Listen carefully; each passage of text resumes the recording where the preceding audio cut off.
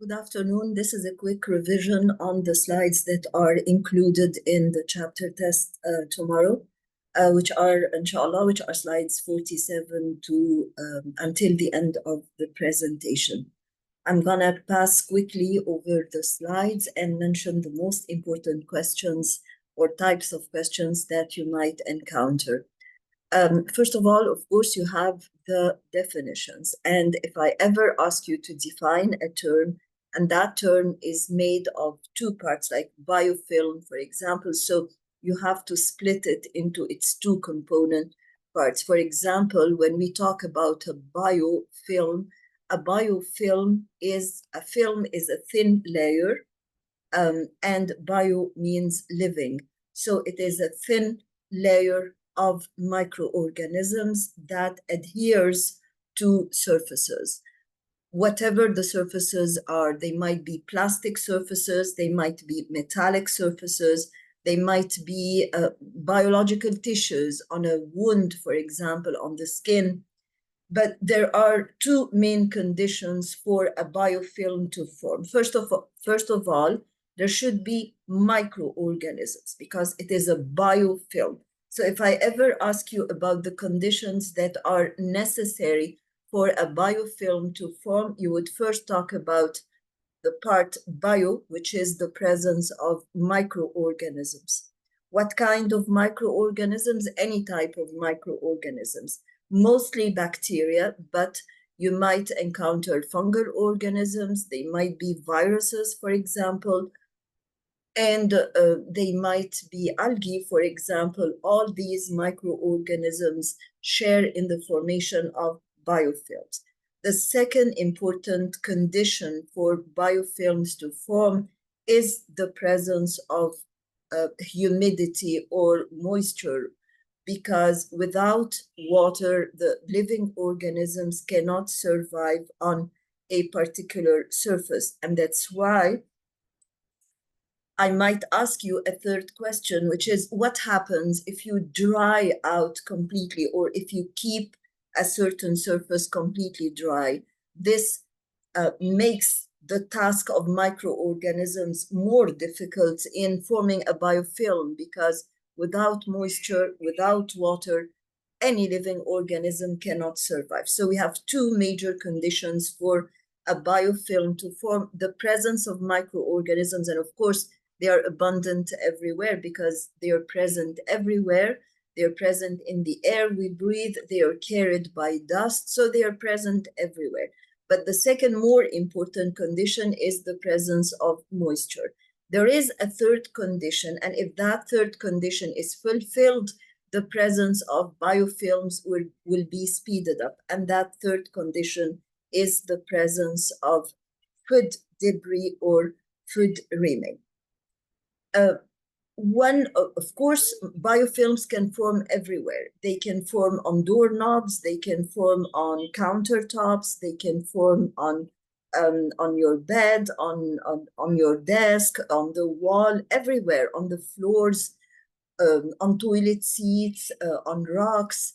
But according to the location where the biofilm is formed, the microorganism will differ. For example, on toilet seats, it is mostly bacteria. But for example, on rocks, you might find algal organisms because they are very abundant. This is the green scum, slippery scum you see on the rocks. But biofilms can unexpectedly form on medical devices and medical implants, and that's why we are studying medical implants.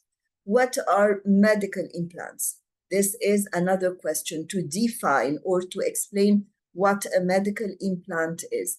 As it is clear on the slide, a medical implant, and as it is clear from the name, it's something you implant, you insert in the human body. So they might be devices like screws, for example, like cardiac stents, or they might be tissues or even organs like kidney transplants or liver transplants.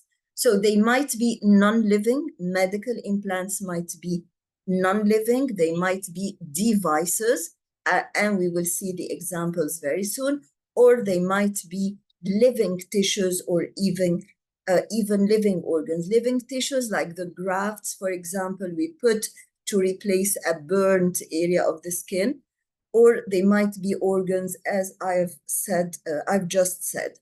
What is the material of a medical implant? If it is non-living, then it is mainly made of plastic, of metals, of ceramic.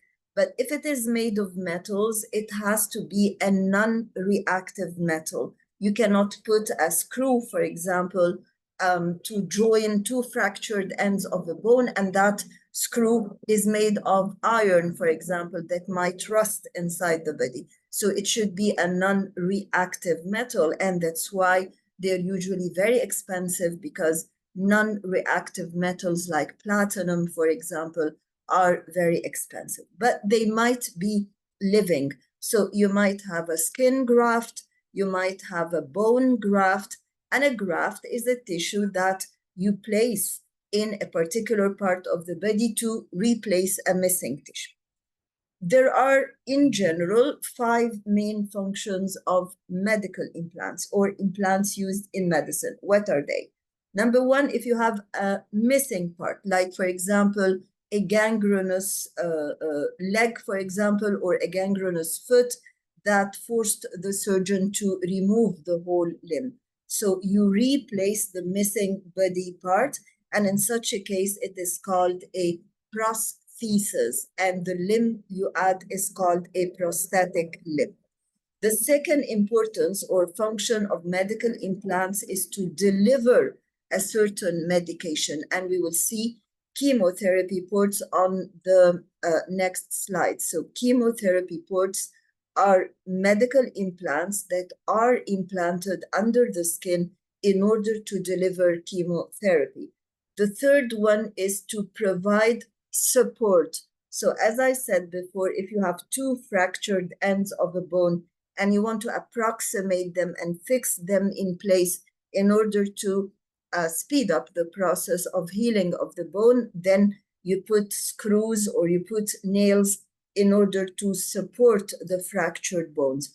Or if you have a blood vessel like the coronary artery that supplies the cardiac muscles with blood, and if that coronary artery is not patent enough and you want to open it, to open it fully in order to resume the blood flow to the heart and avoid the heart attacks, then you use cardiac stents. Cardiac stents are metallic devices that look like a grid, as you will see on the next slide, and that support the coronary artery for a constant blood flow to the body. The fourth use is to replace a non-functioning organ, to be a substitute. For example, if a person has renal failure, both kidneys are failing, then a kidney transplant is a medical implant that would be useful. Or a hip implant, which is the artificial joint. You remove the old joint where there is arthritis or inflammation, chronic inflammation, and you replace it by you do a total hip replacement. And number 5, to monitor or to even control certain body functions like the artificial pacemakers that are used, that are implanted under the skin to regulate the heart rate. We do not, of course, refer to artificial pacemakers unless we first try medication and the medication is not capable of regulating the heart rate. According to the context or to the medical condition where we use the medical implant, the use might be a temporary use or a permanent use. For example, here you can see the stent, and this is the coronary artery, or the very small arteries that supply the myocardium or the cardiac muscles with blood. If they are occluded with fat because the person is overweight or obese, or has a high content of fat in the diet, then we use a catheter, which is a cylindrical, flexible tube. And at the end of that catheter, as we said in the class, we have previously said in the classroom, we have a balloon. And when we reach the occluded area, we inflate the balloon so the coronary artery gets open.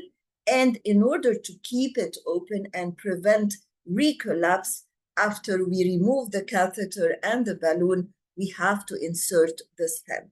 And there are even some stents that deliver medication to dilate the coronary arteries and keep them open and keep the blood flowing to the heart. The second one is the chemotherapy port. This is the port, and here port means a device that allows the medication to arrive to the blood vessels. For example, this is the blood vessel of the patient.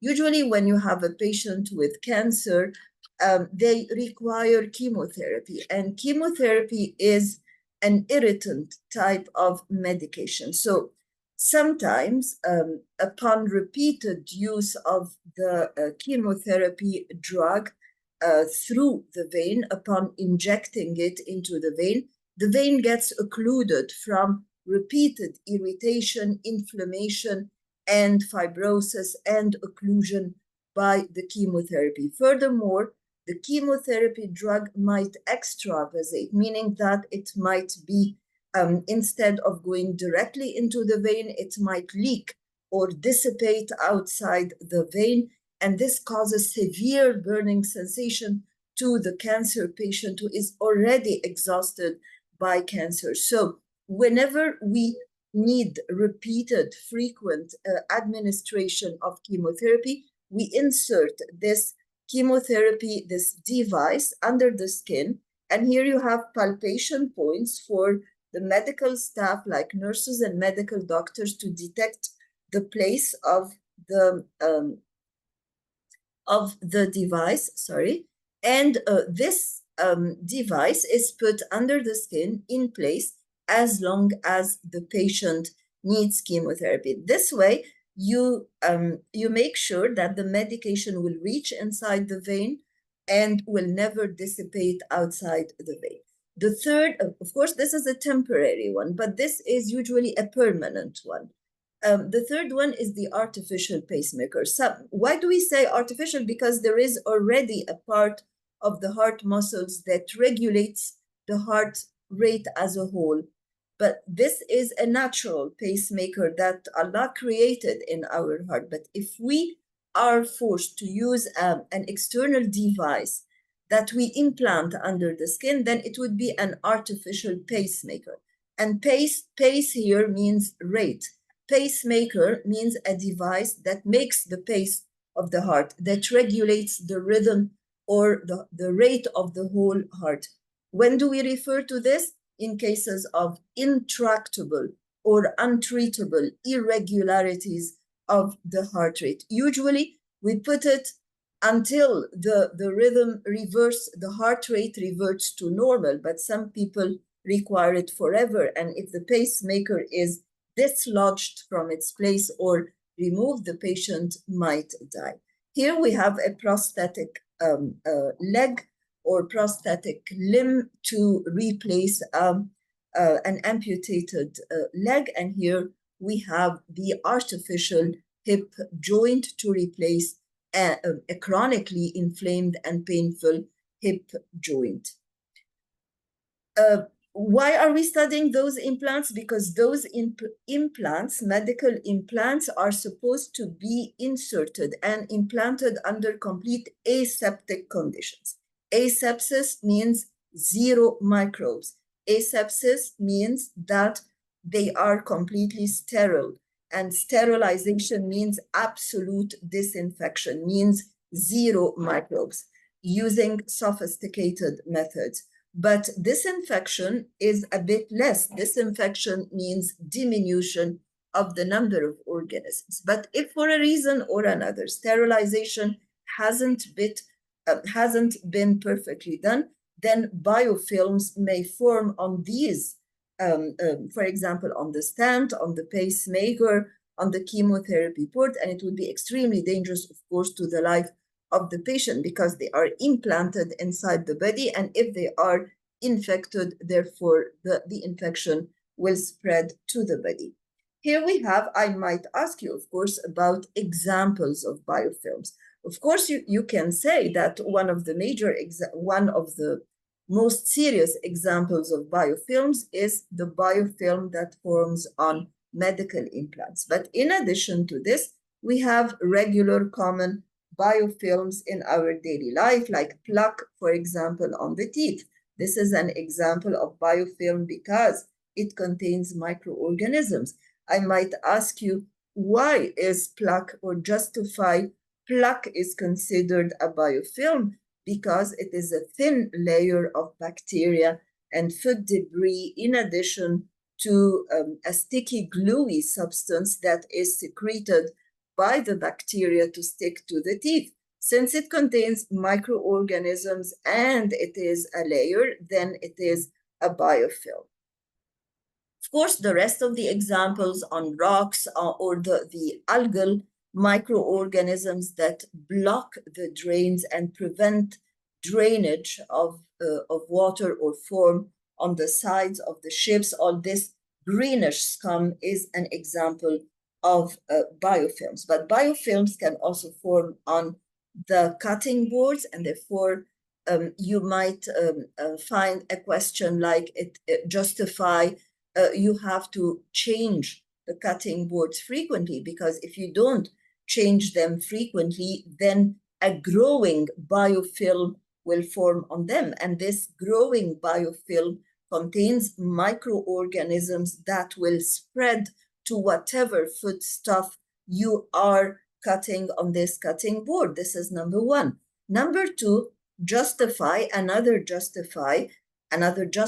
or justification question, you have to use separate cutting boards for meat, poultry, and, for example, bread, because meat and poultry are usually raw when you cut them on the cutting board, and therefore they contain much, much more microorganisms than cooked or baked stuff like bread, and therefore they should be put on a separate cutting board to prevent spreading of this high density microorganism to bread or other kinds of food.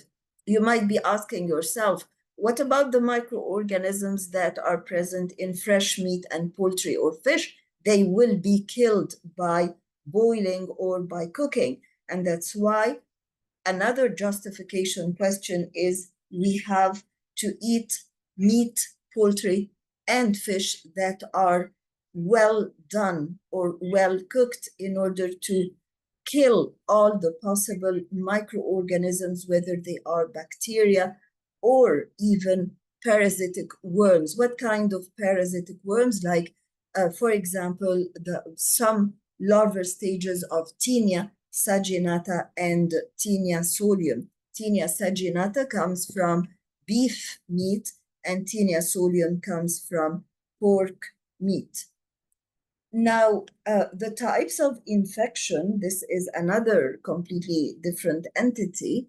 We have two types of infections: subclinical infections, in which the potential microorganism or the potential pathogen is present in your body, but you don't show symptoms or signs. This is a subclinical infection. So I apologize. Subclinical infection means that infection has already occurred, meaning that the organism has penetrated your body, and therefore it's no more a potential pathogen. It's an actual pathogen, but it is a subclinical condition. Why is it a subclinical condition? Because there is no clinical picture yet. There are no symptoms and signs. The best example for a subclinical infection is the viremia stage in viral infections. When the virus circulates in the blood, you have been infected with the virus, but you haven't yet developed symptoms and signs. Clinical infections means that there is an infection. You have been penetrated by a pathogen, so it's no more a potential pathogen, and you have a full, obvious clinical picture consisting of symptoms that you complain of and signs that are discovered upon examination. For example, when you have measles or you have chickenpox or you have mumps, for example, you're feverish, you have a swelling here behind the ear. So you have been infected and the symptoms and signs are apparent. When do we use this classification? When do we mention this classification? When I ask you to classify infection according to the presence or absence of symptoms. So it is important to see or to understand what the question requires specifically in order to avoid irrelevant answers. Irrelevant answers are sometimes very correct answers, but they are unrelated to the question. But I might ask you to classify infections according to their extent or to how much they spread in the human body. So in such a case, we have localized infections. What is a localized infection? A localized infection is an infection that is restricted to the locus or the site where the pathogen has entered. For example, as you see here, we have an abscess or a purulent infection that is located at the site of entry of the pathogen. What is this pus? This pus is nothing but dead white blood cells. And the white blood cells are immune cells that came to kill or to overcome the entry of or to fight actually the microbe. Now, what is this redness and swelling? And if you palpate the area, you will find it warm. These are signs of inflammation. So what are the 4 cardinal signs of inflammation? Redness, heat, swelling, and tenderness. And if we talk about the symptoms, then it is not tenderness, but it is pain. What is the cause behind all these signs of inflammation? It is the release of histamine. Type, why has histamine been released? Because there was tissue injury caused by the penetration of the microorganism. But we might have systemic infections, and the systemic infections are infections that involve more than one system in the body.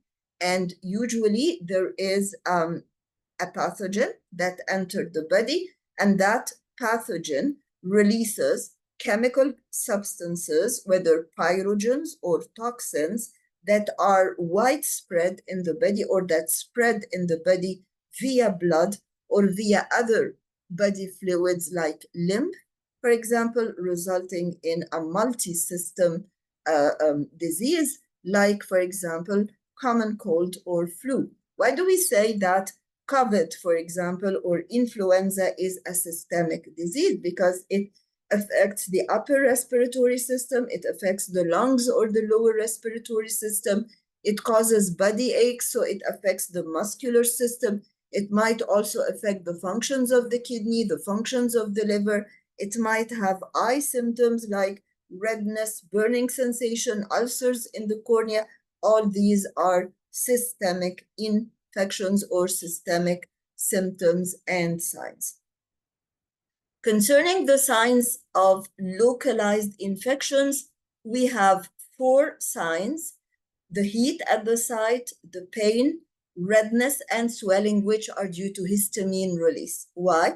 Because histamine release causes vasodilatation, dilatation or widening of the blood vessels, more blood flowing to the tissues. Of course, more blood that flows to the tissue will cause redness. And since blood is warm, it will cause heat. Histamine itself stimulates the pain nerve endings and causes pain.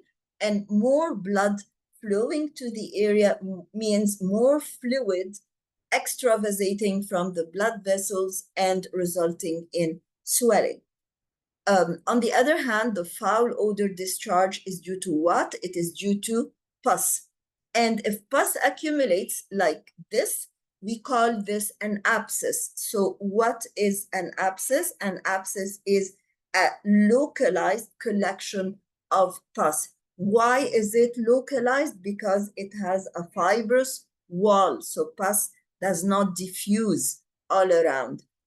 What is the most characteristic sign and symptom of an abscess? It is throbbing pain, meaning that the pain goes with the heart rate. If your heart rate is rapid, you will feel that the pain has a rapid pulsating rate.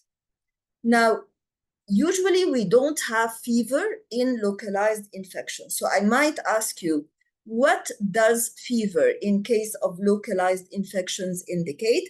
Fever in case of localized infections indicates severe local infection. And in general, whether we are talking about fever in localized infections or fever in systemic infections, it is due to the release of a substance called a pyrogen or pyrogens in general.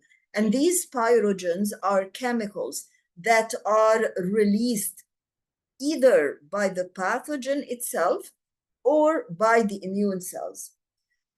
These pyrogens go to the heat regulating centers in the brain and reset the heat regulating centers in the brain at a higher temperature, like 39, for example. Is it useful for the body? Yes, it is useful to a certain extent because it diminishes the rate of reproduction of the pathogen. And that's why it's very weird and non-understandable that the pathogen itself secretes pyrogens that might hinder its rate of reproduction. Concerning the systemic infections, in addition to fever, we have body aches, we have nausea, vomiting, muscle pain, and weakness, and all these, and chills, and all these symptoms and signs are due either to pyrogens or due to other chemicals and toxins that are released by the pathogen into the blood, resulting in all these systemic symptoms. Concerning infection transmission here we study the methods of transfer of the infective agent from one person to another. So number one, we have direct contact, and there should be direct physical contact between the two persons. The best example is when there is dried out mucus on the hand and you shake hands with others, or when there is dried out fecal matter, and this, of course, requires very poor hygiene, and you shake hands with somebody else who uses his contaminated hand to eat, like, for example, in case of ascariasis and the transfer of the fecal matter containing the eggs of the ascaris to the other person who will be using his hands to eat something that might be clean, but that will be contaminated by his hands. The second person-to-person transmission is blood-borne infection. If a person has AIDS, for example, which is caused by human immunodeficiency virus, or if the person has hepatitis, but not any type of hepatitis, hepatitis B and hepatitis C, then if blood transfusion occurs from the diseased person accidentally, of course, to another person, then those diseases will be transmitted, but not necessarily something overtly obvious, like, for example, blood transfusion. It might be just a pinprick or sharing needles, for example, like in addicts or in poor rural areas where we can share needles without even boiling them, or in illiterate people who do not know that this might transmit disease. But you have to notice that hepatitis B and C only are transmitted via blood, like not necessarily blood, but also plasma. And for example, dentists, if they do not sterilize their tools using autoclaves and sophisticated devices, these tools might transmit hepatitis or AIDS from one person to another. So it needn't be obvious blood, but it might be plasma that is invisible, like in paper cuts, for example, or in pin pricks. But hepatitis A, which is very common in children, is not transferred via blood. It is transferred via polluted or contaminated water and stools. The third example or the third way of transmission is droplet infection. And of course, we've discussed this several times. When a person coughs, this is how droplet infection occurs. Droplets are released into air or onto dust that dries out, and then they are inhaled by another person. Of course, all respiratory tract diseases like bronchitis and cough and tuberculosis, all these are transmitted via droplet infection, but also childhood diseases like mumps and measles can be transmitted via droplet infection. Waterborne infection, meaning that you acquire the disease via water, via contaminated water. And contaminated water might be ingested, like in case of cholera, in case of typhoid, in case of gastroenteritis, or food poisoning, or it might be contaminated by cercari, like in case of bilharziasis, when the eggs of bilharzia are excreted via urine or feces into fresh water, and then they hatch into fresh water and develop into the larval stage that is called cercaria. Notice, of course, that there is great overlap. For example, COVID-19, for example, can be transmitted via droplet infection, but it can also be transmitted via contact, direct contact. Insect-borne infection, meaning that there is an insect vector between the first host and the second host. And we have three examples for insect-borne infections. Malaria, where, for example, if I have malaria, the microorganism is in my blood, I am the host, I am the first human host. So there is a female Anopheles mosquito, and by the way, Anopheles is written Anopheles, that sucks blood from me, and therefore it doesn't only suck blood, but it contains the protozoan Plasmodium malaria and transmits it to another person. And here there is a great confusion, because when I ask you about the insect vector, I mean the insect vector, I mean the mosquito. But when I ask you about the causative organism of malaria, you mentioned the Plasmodium malaria. So the insect vector, which is the mosquito, the female Anopheles mosquito, carries the causative organism, Plasmodium malaria, in its stomach. And when it sucks the blood of another person, it vomits this Plasmodium malaria into the pinpricked skin and the blood of the recipient host. In case of bubonic plague, whose picture is present here, there is a rat that hosts the bacterium Yersinia pestis, and there is a rat flea that will suck the blood of the rat and take the Yersinia pestis, and when this rat flea bites another host, which is the human being, it will transmit the Yersinia pestis. So in bubonic plague or in Black Death, the insect vector is the rat flea, but the causative organism is the bacterium, because it's not the rat flea that causes the disease. It is the Yersinia pestis bacterium that causes the disease. The rat flea is nothing but a transport means or a vector from the rat to the human host. Why do we call it bubonic plague? Buboes are these swollen lymph nodes that look like beans here. They are full of white blood cells, but when they are, in case of bubonic plague, they enlarge like buboes, and we call the disease bubonic plague. But meanwhile, it is called Black Death, because usually when bubonic plague is not treated, it leads to death. Why does it lead to death? Because it causes gangrene. And as you know, what is gangrene? Gangrene is death of a tissue. Why does this tissue die? Because it does not receive enough blood flow, or because the blood vessel has been occluded, or because there is a severe bacterial infection with severe chemical toxins that resulted in death. Of course, in such a case, there should be amputation of the organ, at least of the foot, because if you don't amputate the gangrenous part, it will spread and the toxins will spread to the blood and the patient. Of course, first of all, gangrene will spread, but most importantly, the toxins will spread and cause death of the patient.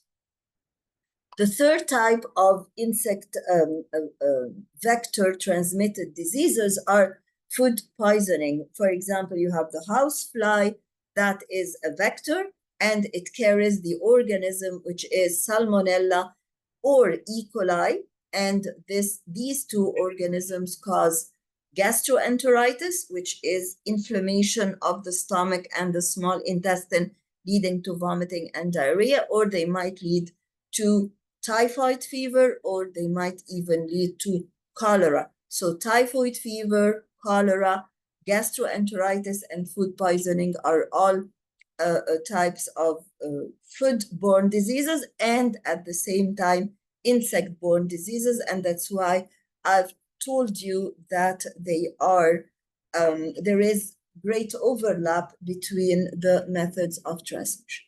Fomite-borne infections are infections transmitted via fomites, and fomites are everywhere. Fomites are solid material or non-living objects, not necessarily solid, but non-living objects such as beddings, towels, toys, barbed wires that can carry pathogens and that can transmit the pathogen. And the best example here is Tinea pedis. Tinea pedis is a fungal disease, and it is caused by a fungus called trichophyton, and it is transmitted via infected towels and via infected changing rooms floors. When athletes walk bare feet on the floor and they have Tinea pedis. Why are athletes the people who are the best candidates for this infection? Because they wear their socks for a long period of time. They have sweaty feet from exercise, and they don't have time maybe to change their socks. This moist, warm atmosphere inside the sock, in between the toes, in particular the two lost toes, is a favorable environment for a fungal infection, because it's a damp, moist environment, it's a warm environment, and it's also a dark environment.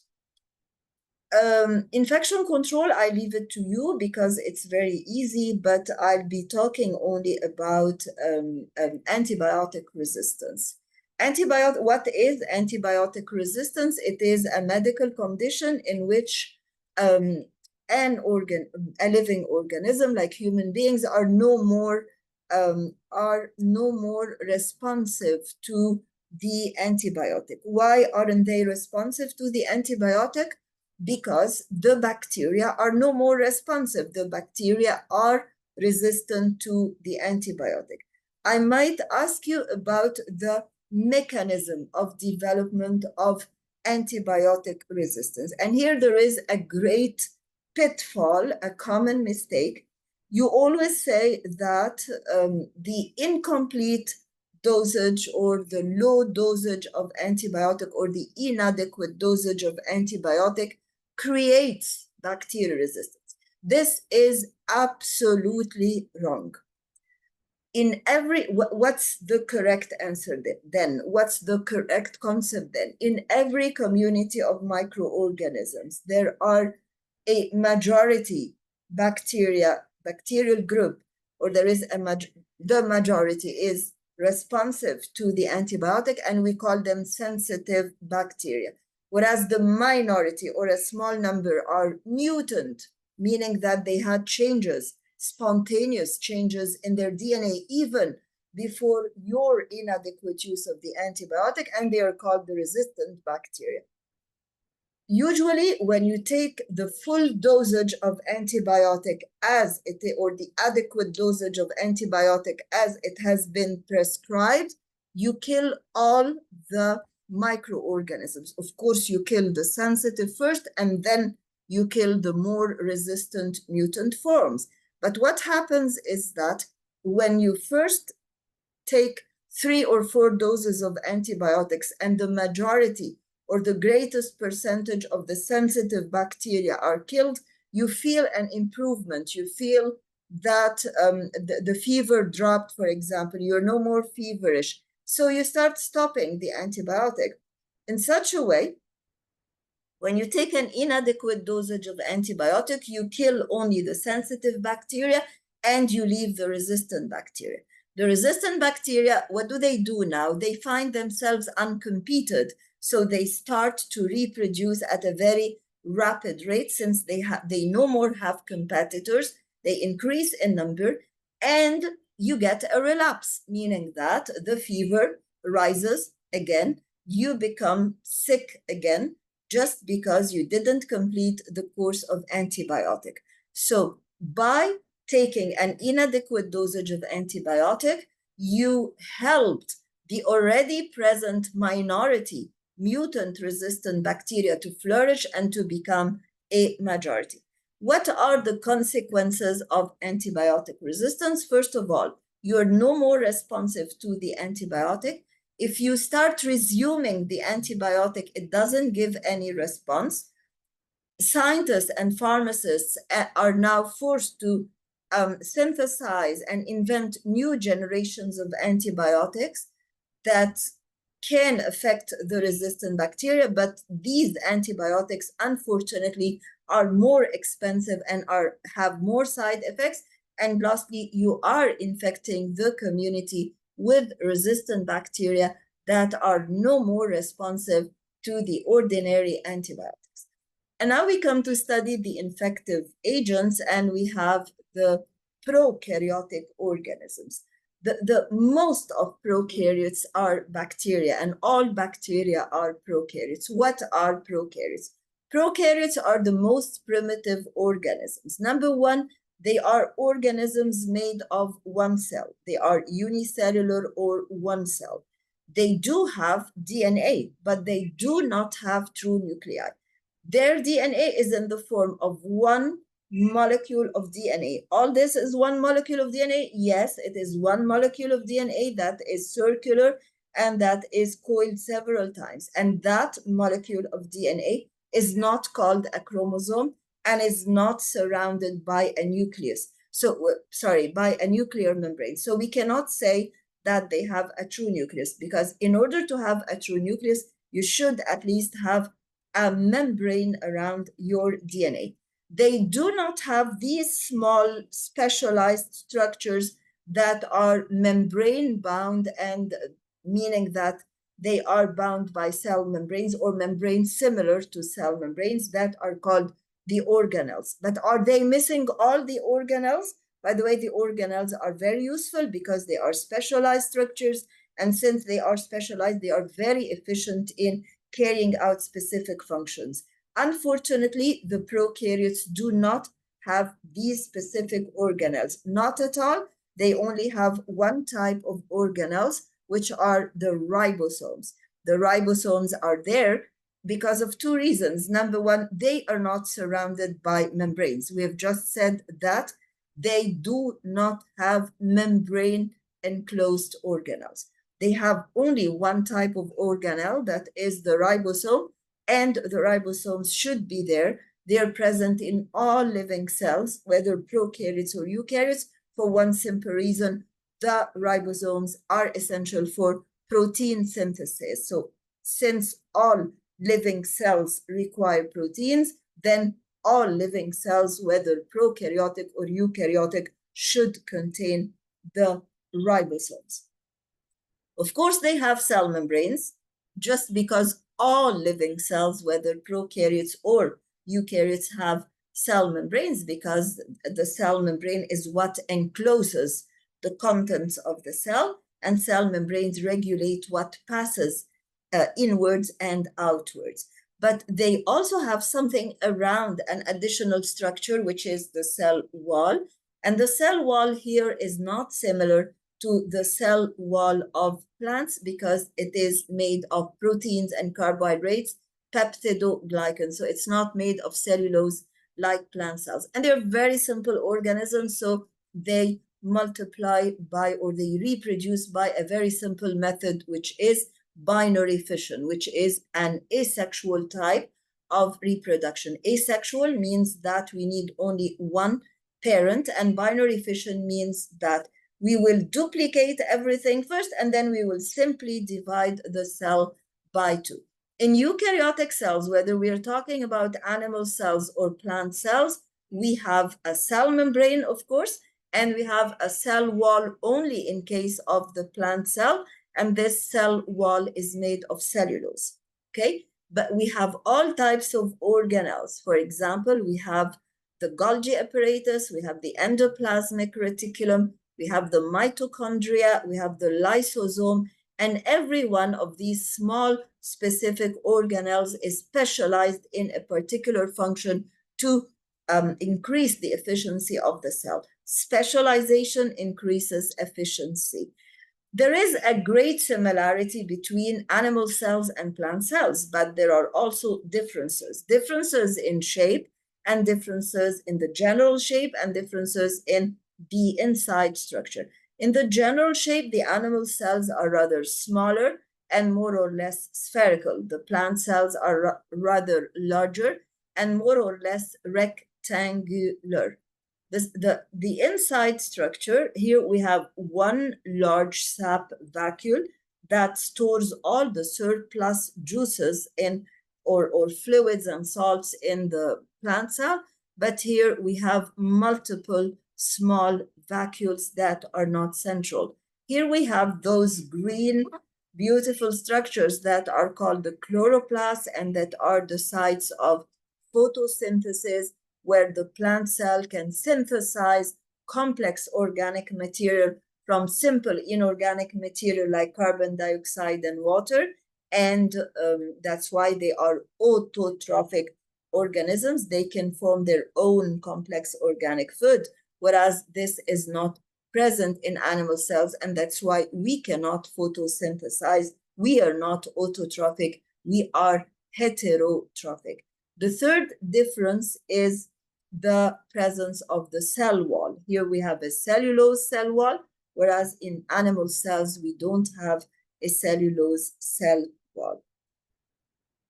Now, the second example of infective organisms are the viruses, and in general, they are made of a core made of nucleic acid, whether it is a DNA in general, the majority have DNA, or an RNA, and this nucleic acid core has a protein coat or capsid around it, and sometimes some viruses have a lipid envelope that is very similar to the cell membrane.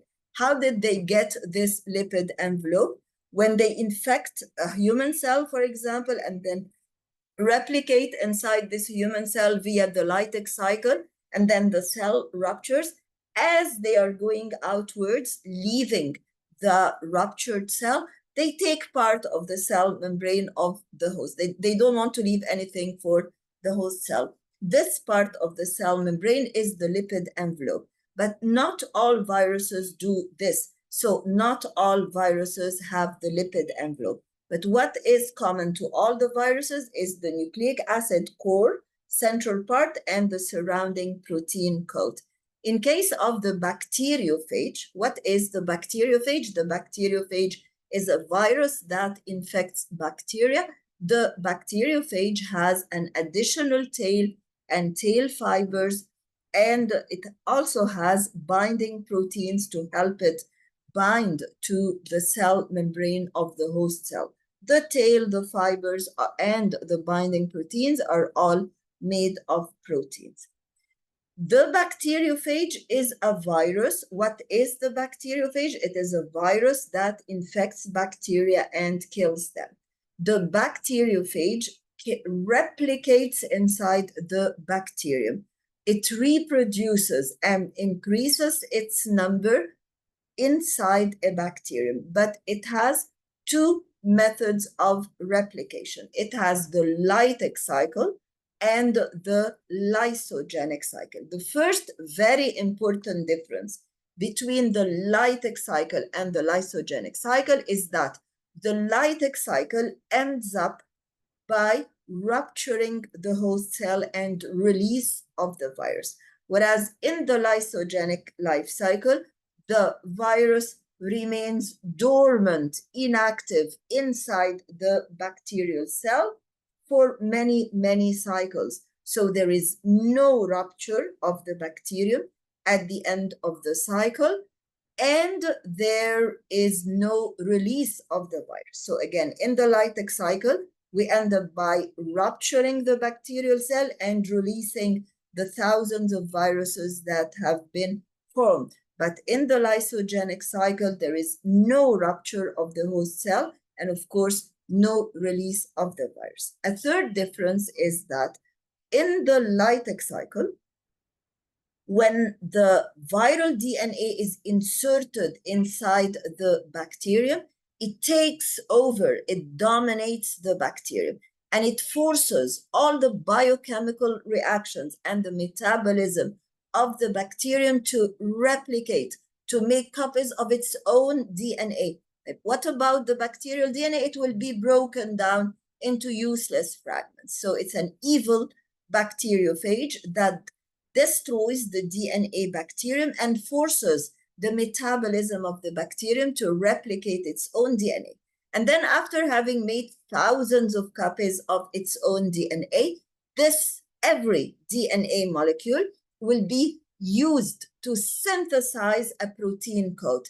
It will be translated into a protein code, meaning that we will use the sequence of molecules on the DNA to form a protein coat that will finally be inserted on top of the DNA to form a complete phage. So we will end up by having thousands of phage molecules, and now the bacterial cell is useless, it will rupture, and the thousands of viruses are released. Whereas in the lysogenic cycle, the viral DNA is very intelligent, very smart, it doesn't cause problems on the spot, it just inserts its DNA into the bacterial DNA, forming what we call the prophage. So what is the prophage? It is a stage of viral replication that is seen only in the lysogenic cycle, in which the viral DNA is inserted into the bacterial DNA.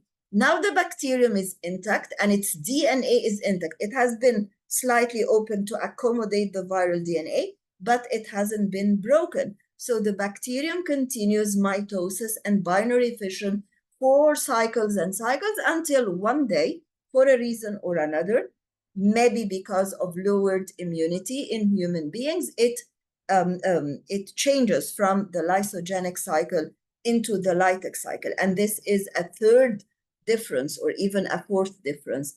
In the lysogenic cycle might be changed into lytic cycle, but a lytic cycle cannot be changed into a lysogenic cycle, and that sounds logical because the lytic cycle ends up by rupture and destruction of the bacterium. Are there similarities between the two? Yes, of course. The first step, which is attachment to the bacterium, is a common step. Whether it's lytic or lysogenic, there should be attachment to the receptors on the bacterium. Injecting the DNA is another step. In both conditions, you inject the DNA of the virus, or the virus injects its DNA and leaves the empty coat outside. In the lytic cycle, the injected DNA will dominate. In the lysogenic cycle, the injected DNA will be submissive. If this picture of the prophage occurs in a human being, like in the hepatitis virus, it will cause a mutation. Of course, in the bacterium, it does cause a mutation, but it's not that important as as important as in human beings, because in human beings, if this occurs by the viral RNA, for example, that changes itself into DNA and then attaches to your DNA of your liver cells, then this is a mutation. So why does hepatitis virus cause cancer? Because hepatitis virus can attach its nucleic acid to your liver cell DNA and cause a mutation, and mutations result in abnormal protein formation and cancer. Now, the fungal infections in general occur in people who have low immunity, because fungi are very weak organisms. So in order for them to cause an infection on your tongue, for example, or infection in your lungs, you should have a very low immunity. But not all fungal organisms affect human beings. There are others that infect, for example, the bread. You sometimes, if you leave moist bread or bread in humidity outside the fridge, you find a black scum on it, and this is fungal infection. The fungi have like root-like structures called rhizoids that absorb nutrition from the bread, or in case of mushroom, from the soil you put in, and that's why they are heterotrophic organisms. They cannot photosynthesize, they cannot form complex organic material from simple inorganic ones. Some kinds of fungi, like penicillium fungus, are a source of antibiotics, like penicillin, which is one of the earliest antibiotics that human beings have discovered. Here you can see, for example, in case of mushroom, that we have walls or septi, and the septum is a wall on the underneath surface of mushroom, and the plural is septa. And there are very minute cells that have a very thick wall to resist harsh environments, that are called the spores. And you can even see these spores when you have a fungal infection or bread mold on bread. If you shake this bread, and that's very dangerous, by the way, because you might inhale the spores, you will find like a powder, like a black powder, full of if you examine that black powder under the microscope, you will find spores. So they reproduce asexually by spores, because when these spores are released into or transmitted to another area, they might germinate into another fungus. Concerning the bilharzia worm, you have to know that infection occurs through cercaria, and that cercaria result from hatching of eggs in fresh water, and that the infective stage, which is cercaria, penetrates the skin, resulting in the formation of a larva inside the blood. And then that larva migrates to the lungs. That's why in the early stage we have coughing, just like in ascariasis we have cough. And that these larvae will leave the lungs and mature into adult worms that reproduce near the liver and give rise to eggs. In case of urinary bilharziasis, the eggs are deposited in the bladder, and since they are spiky eggs, they result in injury of the bladder mucosa, bleeding, which is hematuria, and the eggs are released with urine into fresh water if the patient urinates in water, which is, of course, something very, that's not at all healthy. And on the other hand, we have intestinal bilharziasis. If you are infected with or infested with intestinal bilharziasis, the eggs will be deposited in the rectum. And since they are spiny or spiky eggs, they will result in injury of the rectal mucosa and bleeding with stools, together with enlargement of the liver in long-standing cases, which we call hepatomegaly. So what is hepatomegaly? It is an enlarged liver that is a complication of long-standing what? Urinary or intestinal bilharziasis, long-standing intestinal bilharziasis. Just like splenomegaly. The spleen is an organ behind the stomach on the left side. Splenomegaly is what? Is enlargement of the spleen, and it is also a complication of long-standing bilharziasis. The roundworm, which is Ascariasis, has a life cycle that is a bit similar to bilharziasis. What is similar? That the larvae migrate via blood to the lungs and cause cough, and then they mature into adult worms that reproduce sexually. So bilharziasis and Ascariasis reproduce how? They reproduce sexually by the formation of gametes, sperms and eggs. So it is a sexual reproduction by gametogamy, and they give eggs. And these eggs are shed away or outside the body via fecal matter, and therefore you get infected via contaminated water or vegetables and fruits that have been contaminated by the stools of the patients that was mixed in soil, for example. Like, and sometimes direct transmission from one person to another can occur if the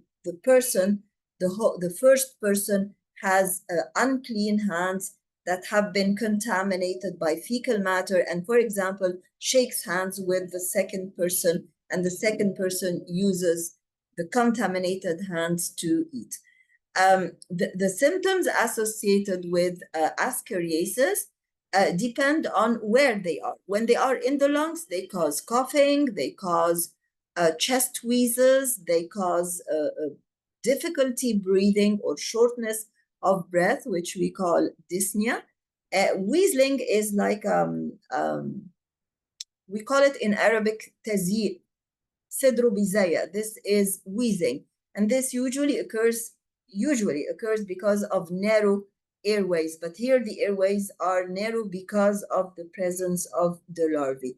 And there are other symptoms that are associated with the presence of the roundworms in the small intestines. Of course, when they're present in the small intestines, your body will react by trying to eliminate them, and your immune system will react, and therefore you will have nausea, you will have vomiting, and sometimes if you have heavy infection with Ascariasis, you might vomit roundwards. You have diarrhea, of course, just like in all parasitic diseases, and there is weight loss because the worm is feeding on the contents of your small intestine, so you're not benefiting of all the contents, they're not be absorbed, and also because of diarrhea. When you have diarrhea and loose stools, there isn't enough time to absorb all the nutrients. Teniasis is another disease that is similar to Ascariasis and that causes similar symptoms, but the worm here is flat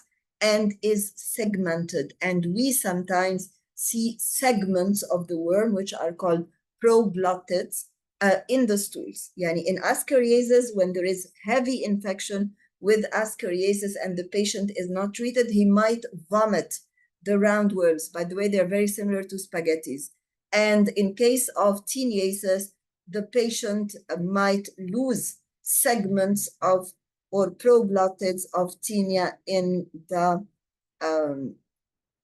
stools. And we have two types of teniasis. And notice here that teniasis is written with an A, T-A-E, not like tinea pedis, which is the fungal infection.